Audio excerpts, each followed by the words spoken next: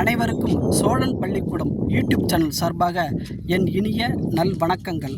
போன மாதம் 23ஆம் தேதி தமிழக சட்டசபைக்கு தேர்தல் நடந்தது. இன்றைக்கி அந்த ஓட்டு எண்ணிக்கை நடந்துகிட்டு வருது. இப்போ பார்த்திங்கன்னா தமிழக வெற்றி கழகம் ஒரு இடத்துல கூட ஜெயிக்காது, அப்படியே ஜெயித்தாலும் ஒரு இடம் 2 இடம் ஜெயிக்கலாம் அப்படின்னு கருத்து கணிப்புலாம் வந்தது. ஆனால் அந்த கருத்து கணிப்புலாம் தவிடு பொடி ஆக்கி இன்றைக்கி பார்த்திங்கன்னா தமிழக வெற்றி கழகம் தான் தமிழ்நாட்டில் ஆட்சி அமைக்கிற சூழ்நிலை இருக்குது. பார்த்திங்கன்னா இதில் ஆளுங்கட்சியில் அமைச்சர்கள் எல்லாமே, ஒரு சில அமைச்சர்களை தவிர மற்ற அமைச்சர்கள் எல்லாமே தோக்கக்கூடிய நிலையில் தான் இருக்காங்க. அப்படி தான் தகவல் வந்துட்டுருக்கு. இப்போ பார்த்திங்கன்னா இப்போ அறுதி பெரும்பான்மைக்கு தமிழ்நாட்டில் ஒரு கட்சி அறுதி பெரும்பான்மையாக தனிப்பெரும்பான்மையாக ஆட்சி அமைக்கணும்னா 118 இடம் தேவைப்படுது. ஆனால் இப்போ தமிழக வெற்றி கழகம் 112 இடத்துல முன்னிலையில் இருக்குது. தமிழக வெற்றி கழகமாக இருந்தாலும் சரி, அனைத்து இந்திய அண்ணா திமுக இருந்தாலும் சரி, திமுக இருந்தாலும் சரி, 1-2 தாங்கிறது அந்த வெற்றி தொகுதியில் ஏறுமை இறங்குமா வழிய. ஆனால் ஒட்டு மொத்தமாலாம் மாறிடாது. ஏன்னா முன்னணி நிலவரங்கிறது கரெக்டாக தான் போயிட்டுருக்குது. தேர்தல் கருத்து கணிப்புகளில் என்ன சொன்னாங்க? திமுக தான் இந்த தடவையும் ஆட்சி அமைக்கும், தமிழக வெற்றி கழகம் 1 தொகுதி 2 தொகுதிக்கு மேலே வராது, அது கூட சாத்தியம் இல்லை அப்படின்னு சொன்னாங்க. அதே சமயத்தில் அனைத்து இந்திய அண்ணா திமுக தான் ஆட்சி அமைக்கும் அப்படின்னு சில கருத்து கணிப்புகள் சொன்னாங்க. இப்போ பார்த்திங்கன்னா கள நிலவரமே வேறு மாதிரி ஆயிடுச்சு. இப்போ தமிழக வெற்றி கழகம் தான் தமிழ்நாட்டை ஆளப்போகுதுங்கிறது ஒரு 99% ஒரு முடிவான சூழ்நிலை இருக்குது. ஆக மொத்தத்தில் இப்போ ஒரே ஒரு விஷயந்தான், தமிழ்நாட்டின் முதல்வராய் பதவி ஏற்க இருக்கும் தமிழக வெற்றி கழகத்தின் தலைவர் திரு ஜோசப் விஜய் அவர்களுக்கு சோழன் பள்ளிக்கூடம் யூடியூப் சேனல் சார்பாக முதல் நல்வாழ்த்துக்களை தெரிவித்துக் கொள்கிறோம். தமிழ்நாட்டின் முதல்வராய் பதவியேற்க இருக்கும் தமிழக வெற்றி கழகத்தின் தலைவர் திரு ஜோசப் விஜய் அவர்களே, உங்களுக்கு சோழன் பள்ளிக்கூடம் யூடியூப் சேனல் சார்பாக இனிய நல் வாழ்த்துக்கள். இப்படிக்கு உங்கள் அன்புள்ள கவிஞர் குடந்தை எஸ். சிவராஜ்.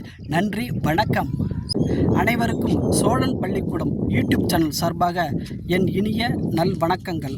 போன மாதம் 23ஆம் தேதி தமிழக சட்டசபைக்கு தேர்தல் நடந்தது. இன்றைக்கி அந்த ஓட்டு எண்ணிக்கை நடந்துகிட்டு வருது.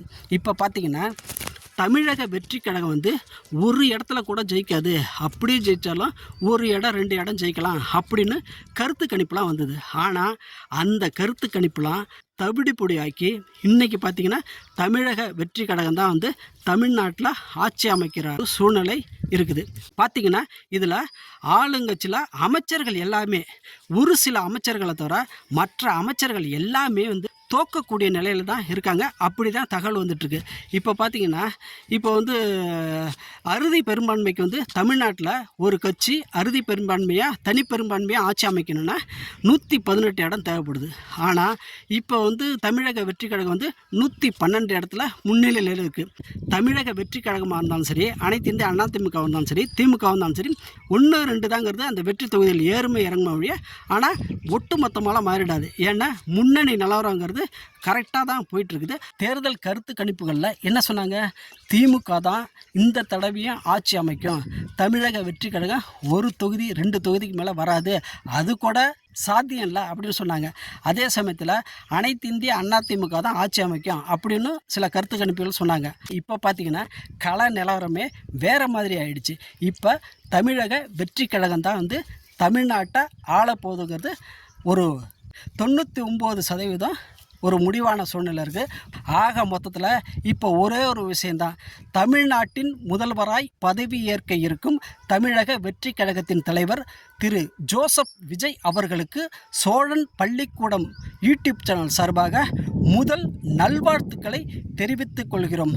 தமிழ்நாட்டின் முதல்வராய் பதவியேற்க இருக்கும் தமிழக வெற்றி கழகத்தின் தலைவர் திரு ஜோசப் விஜய் அவர்களே, உங்களுக்கு சோழன் பள்ளிக்கூடம் யூடியூப் சேனல் சார்பாக இனிய நல் வாழ்த்துக்கள்.